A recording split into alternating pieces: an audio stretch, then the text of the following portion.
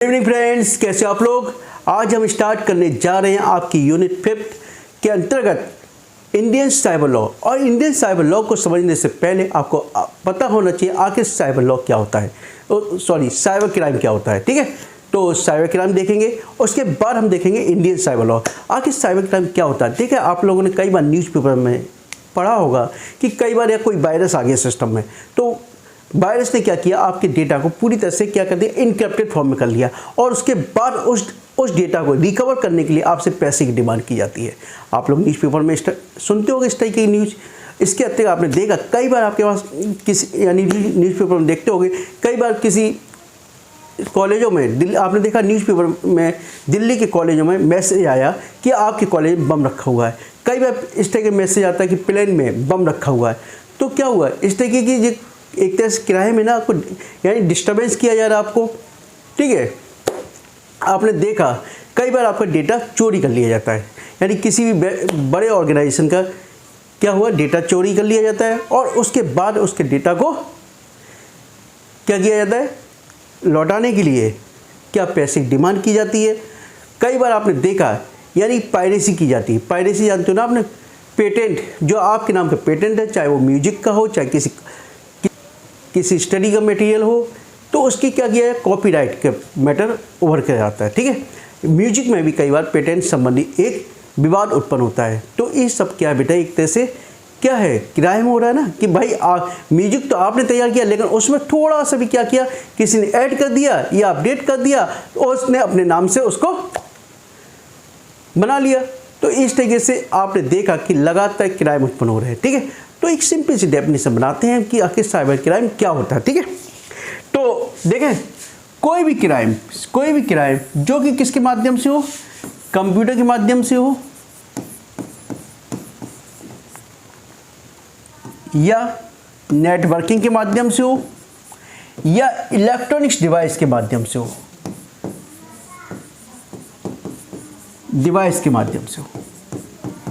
तो क्या कहलाता है, साइबर क्राइम कहलाता है। यानी कोई भी अब ऐसी आपराधिक गतिविधि जो कि कंप्यूटर के माध्यम से अथवा नेटवर्किंग के माध्यम से अथवा किसी इलेक्ट्रॉनिक डिवाइस के माध्यम से हो, क्या कहलाता है, साइबर क्राइम कहलाता है। ठीक है, यानी कैसे कृत्य होना चाहिए, आपराधिक होना चाहिए। लेकिन ऐसा नहीं है कि आप वेलफेयर का कार्य कर रहे हो या अपना पर्सनल कार्य कर रहे हो तो वो क्या हो गया साइबर क्राइम। ऐसा नहीं है।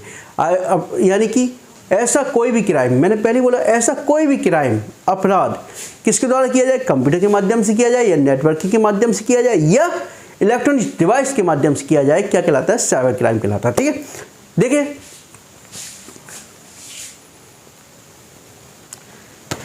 देखिए साइबर अपराध कोई भी जरूरी, जैसे कंप्यूटर के माध्यम से वित्तीय धोखाधड़ी आपने देखा,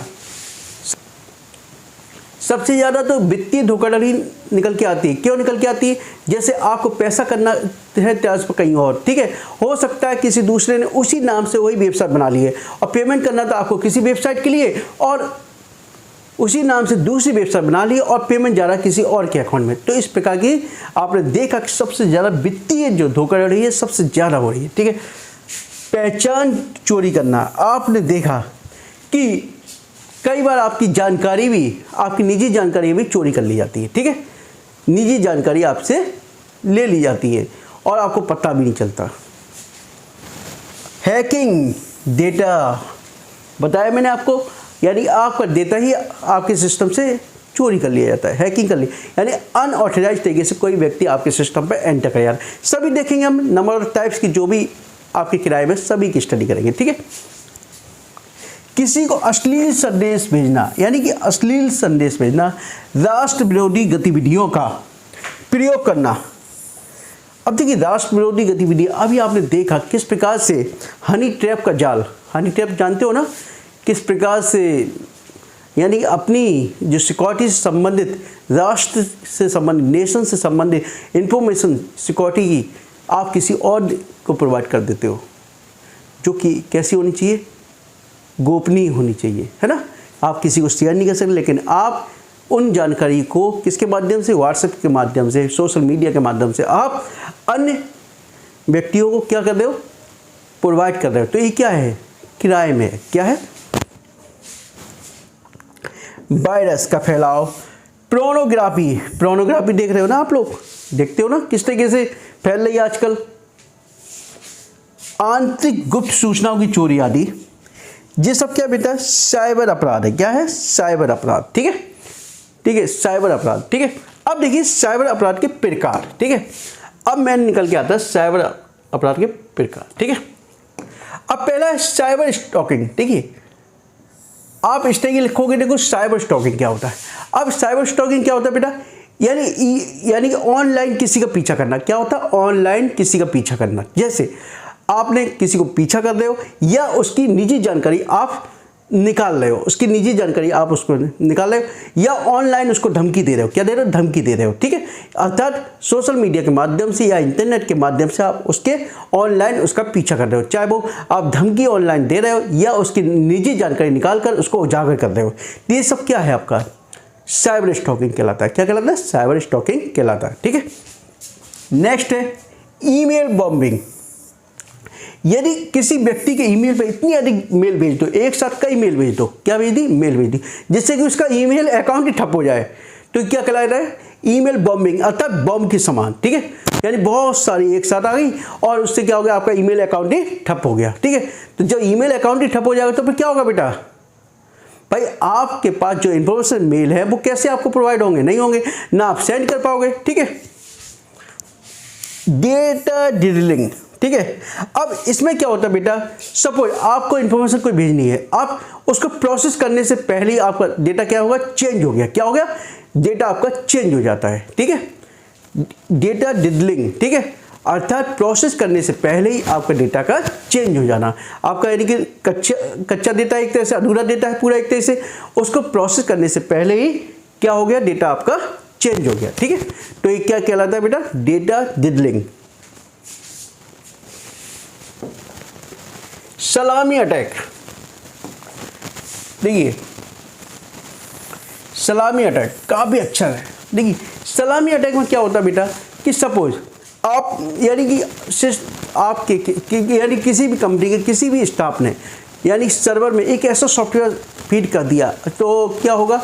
हो सकता है कि वहाँ जितने भी एम्प्लॉय हैं या जितने भी वहाँ अकाउंट हैं, या मान सपोज किसी बैंक का एग्जाम्पल ले लेता हूँ। ठीक है, अब बैंक में किसी सर्वर में उससे नंबर यानी कि सॉफ्टवेयर को फीड कर दिया किसी को, तो उसने क्या किया? जितने भी अकाउंट हैं उसमें से मुश्किल से एक रुपया सब में से कट रहा है और किसी को पता भी नहीं चल रहा।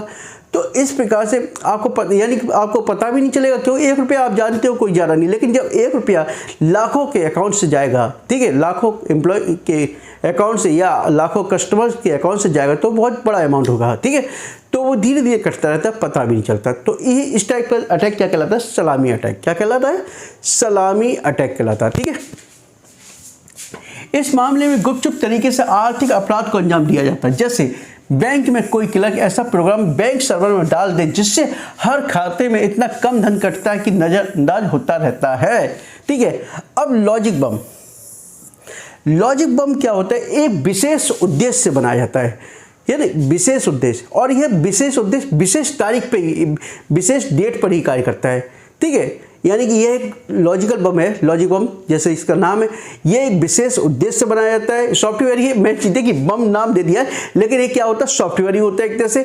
वो क्या होता है? एक विशेष उद्देश्य के लिए बनाया जाता है और विशेष डेट पर, यानी आपने एक फिक्स डेट कर दी, इस डेट पे ही वो एक्शन लेगा अपना, और जो भी उसके प्रोग्राम आपने सेट कर रखा है उसका वो रिस्पॉन्स देगा। ठीक है, याद रखिए लॉजिक बम।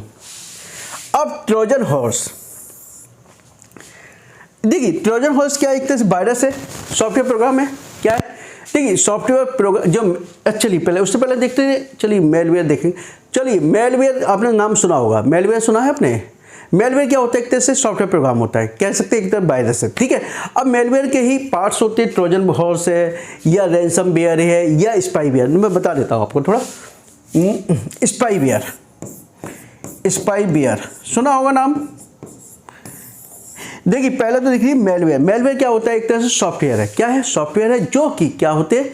आपकी जानकारी, ठीक है, हो सकता है आपका डेटा चोरी कर रहा हो या आपका डेटा क्या इनक्रिप्टेड फॉर्म में हो। ठीक है, एक तरह से क्या सॉफ्टवेयर है? क्या है? सॉफ्टवेयर है जो आपके सिस्टम को किसी न किसी रूप से क्या करेगा? इफेक्ट करेगा, ठीक है। अब देखिए उसके भी नंबर ऑफ टाइप्स है। देखिए जैसे मैंने स्पाईवेयर लिया है, अब स्पाईवेयर एक तरह से क्या सॉफ्टवेयर ही है बेटा। अब लेकिन क्या, जैसे इसका नाम है स्पाई अर्थात जासूसी कर रहा है, अर्थात आपकी जो जानकारी है पर्सनल इंफॉर्मेशन उसको किसी अन्य को प्रोवाइड करा रहा है, यही है स्पाईवेयर, ठीक है। जैसे आपने सुना होगा इजराइल का जो अभी पेगासस सॉफ्टवेयर के नाम चर्चा में आया था कि कुछ लोगों की वो पर्सनल जानकारी किसी अन्य व्यक्ति को प्रोवाइड करा रहा है, ठीक है। तो ये चर्चा में था पेगासस सॉफ्टवेयर, ठीक है, स्पाईवेयर। अब देखिए रैंसमवेयर, ठीक है। अब रैंसमवेयर बेटा क्या होता है, ये भी क्या करता है, आपके डेटा आपके सिस्टम में, यानी कि बड़ा सा ऑर्गेनाइजेशन है उसमें सर्वर में या आपके सिस्टम में जो भी डेटा है उसको कैसे करता है, इनक्रिप्टेड फॉर्म में। कैसे करता है, इनक्रिप्टेड फॉर्म में कर देता है। अब इनक्रिप्टेड फॉर्म का मतलब आप जानते हो कि वो इनरीडेबल फॉर्म में हो जाता है। कैसे, कोई भी रीड नहीं कर पाएगा, ठीक है। जब वो रीड नहीं कर पाएगा तो क्या होगा, वो डेटा तो बेकार हो गया आपका, ठीक है। इसी प्रकार से कई सॉफ्टवेयर होते हैं जो कि आपके डेटा का चोरी भी करते हैं, ठीक है। कई बार आपने देखा होगा कि कई रेस्टोरेंट में, कई होटल्स में, आप कई बैंकों, वहाँ के कस्टमर का डेटा क्या हुआ, लीक कर लिया गया, यानी स्टील कर दिया, यानी चोरी किया गया। तो ये सब क्या है बेटा, एक तरह से क्या साइबर क्राइम में है, ठीक है।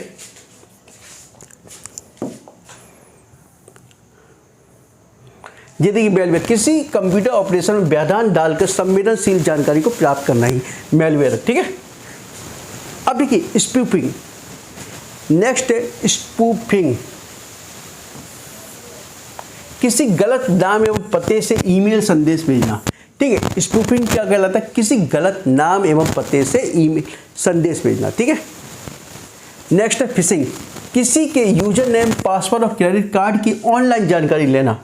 यानी फिशिंग का मतलब क्या है, किसी भी यूजर नेम, पासवर्ड या क्रेडिट कार्ड की जानकारी या पासवर्ड प्राप्त करना, ठीक है।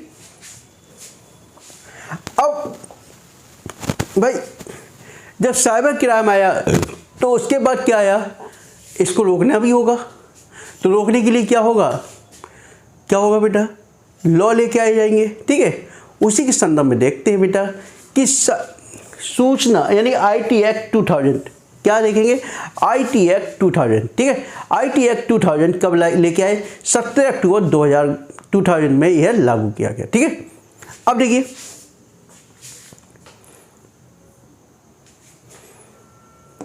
इसका मुख्य उद्देश्य ई कॉमर्स और डिजिटल लेन देन को कानूनी मान्यता प्रदान करना था, ठीक है। ई कॉमर्स और डिजिटल लेन देन को, ठीक है। यद्यपि 2000 में कोई भी डिजिटल लेन देन उस समय कहाँ हो रहा था, 2000 में तो था ही नहीं डिजिटल लेन देन, बताइए था या नहीं। लेकिन हम लोग बहुत आगे की सोच रहे थे, प्लानिंग कर रहे थे पूरी तरह से, ठीक है।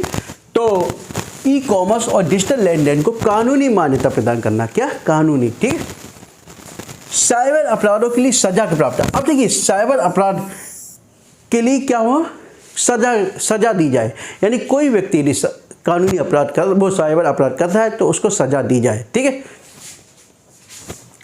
इलेक्ट्रॉनिक्स रिकॉर्ड्स और डिजिटल सिग्नेचर को, ठीक है, इलेक्ट्रॉनिक्स रिकॉर्ड, ठीक है, इलेक्ट्रॉनिक्स देखते हो ना, ईमेल आईडी पे अपना डेटा फीड होता है, ठीक है, और डिजिटल सिग्नेचर को कानूनी मान्यता देना, ठीक है। और ठीक है, यानी डिजिटल सिग्नेचर को भी कानूनी मान्यता देना। यद्यपि 2000 में अपने यहाँ ऑनलाइन किसी प्रकार का प्रचलन नहीं था इन सब, ठीक है, ठीक है। नेक्स्ट देखते हैं, यद्यपि इसके अतिरिक्त कुछ अन्य धाराएं भी थी। क्या थी धाराएं, जैसे धारा 43 के अंतर्गत अनाधिकृत तरीके से कंप्यूटर या नेटवर्क का उपयोग करने, डेटा चुराने और वायरस फैलाने पर आर्थिक दंड का प्रावधान था। यानी उस समय जो धारा 43 क्या कहती है, अनाधिकृत तरीके से कंप्यूटर या नेटवर्क का उपयोग करने, डेटा चुराने और वायरस फैलाने पर आर्थिक दंड का प्रावधान था। धारा 66, यदि कोई व्यक्ति जानबूझकर किसी सिस्टम में अनाधिकृत, इसको सही करना, अनाधिकृत रूप से प्रवेश करता है, यानी कोई व्यक्ति जानबूझकर अनाधिकृत रूप से किसी सिस्टम में प्रवेश करता है तो उसे 30 साल की जेल या 5 लाख का जुर्माना, 30 साल की नहीं, आई थिंक 3 साल की जेल का था, यहाँ देख ले, थोड़ा मैं कंफर्म कर दूंगा, 3 साल की जेल है हुआ है, और 5 लाख का जुर्माना या दोनों हो सकते हैं, ठीक है। धारा 67 के अंदर अश्लील सामग्री का प्रकाशन करना, अश्लील सामग्री का प्रकाशन करना है यह प्रसारण, ठीक है, अपराध है, ठीक है, क्या है, अपराध। पहली बार दोषी पाए जाने पर 3 साल की सजा और 5 लाख का जुर्माना हो सकता है, ठीक है। धारा 72 गोपनीयता का उल्लंघन, यानी आपकी यानी कोई भी इंफॉर्मेशन कैसे यानी एज ए सिक्योरिटी के पर्पज से है, आपको गोपनीय रखनी है उसको, ठीक है। अब गोपनीयता का उल्लंघन, यदि कोई व्यक्ति किसी अनुमति के बिना किसी की निजी जानकारी का खुलासा करता है तो उसे सजा दी जाएगी, ठीक है। गोपनीयता यानी कोई व्यक्ति किसी की पर्सनल इंफॉर्मेशन उसको किसी अन्य को प्रोवाइड करता है, ठीक है, तो क्या होगा, उसको सजा का प्रावधान है, ठीक है। धारा 66 F, यदि कोई व्यक्ति राष्ट्रीय सुरक्षा को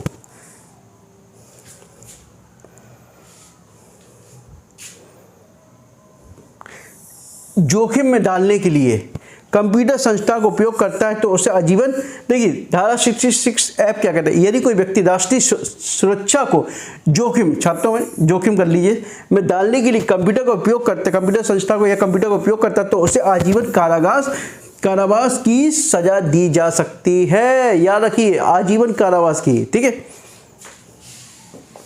अब ये तो IT एक्ट अर्थात सूचना प्रौद्योगिकी 2000 था, ठीक है। अब देखेंगे IT एक्ट 2008। अब 2008 का मुख्य फोकस क्या था, अश्लीलता के ऊपर, ठीक है, किसके ऊपर, अश्लीलता के ऊपर, ठीक है। अब इसमें क्या कहता है, इस अधिनियम के द्वारा साइबर अश्लीलता को लेकर कई बड़े बड़े कदम उठाए गए, क्या, साइबर अश्लीलता को लेकर कई बड़े बड़े कदम। इस अधिनियम की धारा 67A में इलेक्ट्रॉनिक के रूप में अश्लीलता के लिए दंड का प्रावधान किया गया, क्या, इलेक्ट्रॉनिक रूप में यदि अश्लीलता कोई फैलाता है तो उसमें दंड का प्रावधान किया गया, ठीक है। पहली बार सरकार ने बाल नग्नता, ठीक है, को लेकर एक नई धारा 67B का उल्लेख किया। इसका उद्देश्य इलेक्ट्रॉनिक रूप में बच्चों के बीच अश्लीलता की पहचान को रोकना तथा इलेक्ट्रॉनिक रूप में बच्चों के यौन शोषण में लगे बच्चों के यौन शोषण दंड दिलाना, ठीक है। यानी मुख्य उद्देश्य यही था कि बच्चों की अश्लीलता को यानी मुख्य उद्देश्य यही था इसका, अश्लीलता को रोकना, ठीक है, और बाल नग्नता को रोकना, ठीक है। इसके अतिरिक्त धारा 52, धारा 54, धारा 59, 69B के तहत अनुकूल नियमों तथा धारा 70B के तहत भारतीय कंप्यूटर आपातकाल अनुक्रिया टीम के लिए भी अधिसूचना जारी की गई, ठीक है। 70B के अंतर्गत यानी कि CERT इसके लिए भी एक अधिसूचना जारी की गई, ठीक है। एक इसकी फुल फॉर्म क्या होती है, कंप्यूटर इमरजेंसी रिस्पांस टीम, इसके लिए भी एक अधिसूचना जारी की गई, ठीक है। नेक्स्ट ये क्या था, 2008, ठीक है। इसका मुख्य फोकस क्या था, बच्चों की अश्लीलता को ठीक है रोकना। नेक्स्ट देखते हैं IT एक्ट 2013, ठीक है। अब IT एक्ट 2013 क्या कहता है, IT एक्ट 2013 कहता है कि भाई ये जो सूचना जा रही है वो कैसी होनी, सेफ होनी चाहिए। ऐसा ना हो कि भाई ये सूचना हम दे रहे हैं किसी को और वो क्या हो रही सभी के पास पहुंच रही है। यानी मेन उद्देश्य यह था कि जो भी इंफॉर्मेशन है वो कैसी होनी चाहिए, सिक्योर होनी चाहिए, सेफ होनी चाहिए, एज ए प्राइवेसी के रूप में होनी चाहिए। ऐसा ना हो कि उसका मिस यूज हो, ठीक है। देखिए क्या कह रहे हैं,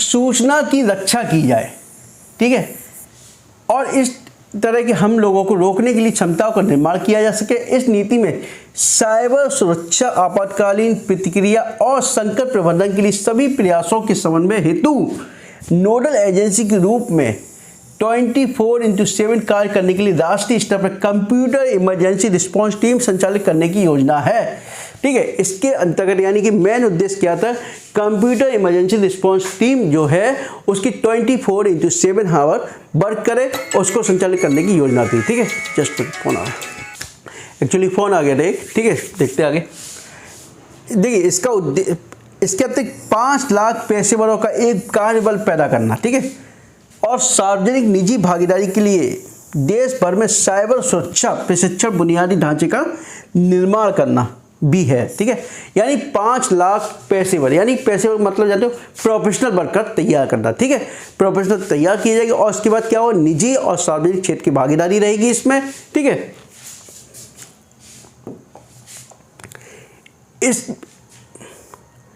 यह नीति यह प्रावधान भी करती है कि सभी संगठन साइबर सुरक्षा पहल को लागू करने तथा साइबर घटनाओं से उत्पन्न आपात प्रतिक्रिया के निपटने के लिए एक विशिष्ट बजट भी बनाएंगे। यह नीति प्रावधान करती है सभी संगठन की बात कही है, ठीक है। और साइबर सुरक्षा पहल को लागू करने, यानी सभी लागू भी की जाएगी साइबर सुरक्षा पहल, ठीक है। और साइबर घटनाओं से उत्पन्न आपात की प्रतिक्रिया के निपटने के लिए एक विशिष्ट बजट भी बनाएंगे। यानी कि जो भी ऑर्गेनाइजेशन होगा एक कंफर्म करेंगे कि साइबर सिक्योरिटी उनकी मेन क्या रहेगी, रिस्पॉन्सिबिलिटी रहेगी, और उसके लिए अपने अलग से भी एक बजट का प्रावधान करेंगे, ठीक है।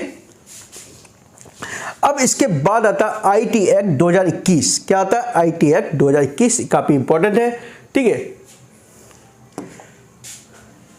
आईटी एक्ट 2021, ठीक है बेटा। इसमें देखिए सबसे इंपॉर्टेंट बात क्या कही गई थी, आईटी एक्ट 2021 में मध्यस्थता की बात कही गई थी। किसकी, मध्यस्थता की, ठीक है। याद रखिए आईटी एक्ट मध्यस्थता की बात की गई थी, सॉरी मध्यस्थता, ठीक है। अब मध्यस्थता में क्या होता है बेटा, पहले देखिए आप तो देखिए मध्यस्थता का मतलब क्या होता है। जैसे आपने कोई भी इंफॉर्मेशन अपलोड की तो वो अपलोड कहाँ हो रही है, आप चाहे सोशल मीडिया का प्लेटफॉर्म देख लीजिए, चाहे वो किस पे, फेसबुक देख लीजिए, यूट्यूब देख लीजिए, इंस्टाग्राम देख लीजिए, ये सब क्या है, भाई आपने क्या किया, अपलोड की थी, ठीक है। लेकिन मध्यस्थता कौन कर रहा है, सोशल मीडिया। क्या कर रहा है, सोशल मीडिया, वो इसी के थ्रू तो बाहर फेंका जाए, यानी कि सब उसी के द्वारा तो ये ब्रॉडकास्ट हो रहा है, यानी सब जगह शेयर हो रहा है। तो क्या हुआ कि सोशल मीडिया को के अंतर्गत मध्यस्थता, जो मध्यस्थता है या इंटरनेट है, इंटरनेट मध्यस्थता का रोल करता है। तो इनकी एक जिम्मेदारी तय की गई, क्या की गई, जिम्मेदारी तय की गई। इसके अंतर्गत पहले तो इन्होंने एक गाइडलाइन, इसके अंतर्गत एक स्पष्ट गाइडलाइन तैयार की गई, क्राइटेरिया रखा गया कि कौन से वीडियो प्रतिबंधित किए जा सकते हैं, ठीक है। दूसरी एक गाइडलाइन थी। दूसरी, यदि लगता है, ठीक है, लगता है कि कोई सा वीडियो अपलोड हो गया है वो या डॉक्यूमेंट्स अपलोड हो गया है, ठीक है, तो उसके लिए क्या था, उसको यानी कि शीघ्र से शीघ्र हटाए जाने का प्रावधान था, ठीक है, हटाए जाने का प्रावधान था, ठीक है।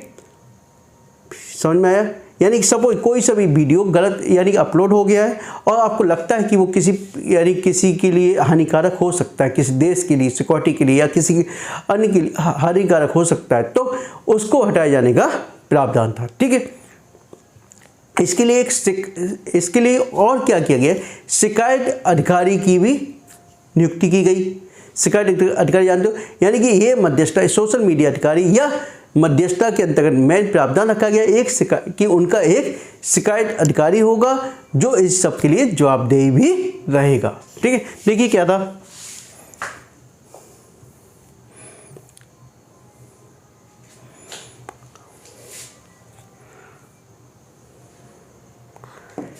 प्रमुख तौर पर IT act 2021 social media platform को अपने प्लेटफॉर्म पर सामग्री के संबंध में अधिक सक्रिय रहने के लिए बाध्य करता है, ठीक है। सोशल मीडिया प्लेटफॉर्म को, ठीक है, बाध्य करता है सक्रिय रहने के लिए, एक्टिव रहने पे, यानी कोई भी वीडियो इस तरीके से अपलोड तो नहीं हुआ भाई जो क्या समाज के लिए या देश की सिक्योरिटी के लिए कुछ भी हानिकारक हो सकता है।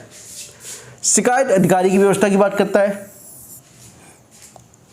उन्हें एक शिकायत निवारण तंत्र स्थापित करने और निर्धारित समय सीमा के भीतर गैर कानूनी और अनुपयुक्त सामग्री को हटाने की व्यवस्था होती है। प्लेटफॉर्म के निवारण तंत्र का शिकायत अधिकारी का उपयोगकर्ता की शिकायत समाधान करने के जिम्मेदार है।